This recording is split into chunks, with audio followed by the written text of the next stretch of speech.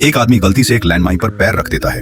उसने नेक दिल होकर पास खड़े अपने साथी को तुरंत चेतावनी दी, लेकिन उसका साथी समझ बैठा कि वो मजाक कर रहा है और बेपरवाही से रेगिस्तान में इधर उधर चलने लगा। अगले ही पल आदमी जो देखता है उससे उसकी रूह कांप जाती है, लेकिन उसे अपने साथी के लिए दुखी होने का वक्त भी नहीं मिलता, क्योंकि उसके खुद के पैर के नीचे भी एक लैंडमाइन है। अब सबसे जरूरी चीज थी खुद को बचाना, वरना वो भी किसी भी पल हवा में उड़ सकता था। इसलिए उसने तुरंत खुद को शांत किया और धीरे धीरे संतुलन बनाए रखते हुए नीचे झुक गया।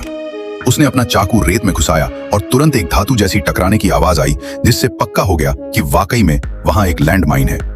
लेकिन इससे पहले कि वो कुछ सोच पाता, उसके सामने से अचानक एक भीषण रेतीला तूफान आ गया।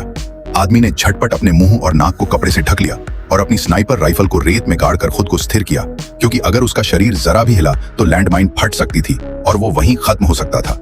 अच्छी बात यह थी कि तूफान ज्यादा देर नहीं चला और वो एक बार फिर बाल बाल बच गया, पर फिर भी उसने अपनी सतर्कता कम नहीं की, क्योंकि रेगिस्तान में कब कौन सी मुसीबत आ जाए कोई नहीं जानता। धीरे धीरे एक पूरा दिन बीत गया। अब तक उसके पास रखा सारा पानी खत्म हो चुका था और रेगिस्तान की 50 डिग्री से ऊपर की गर्मी ने उसे पूरी तरह थका दिया था। वो लगभग टूट चुका था।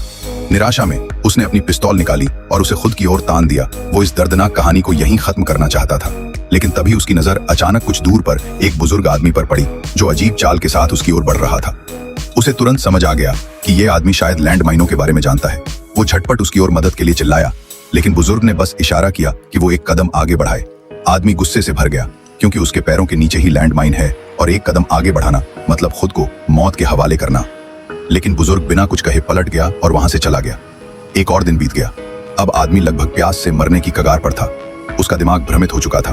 तभी अचानक वही बुजुर्ग फिर से लौट आया और इस बार उसने आकर खुद उस लैंडमाइन को अपने पैर से दबा लिया।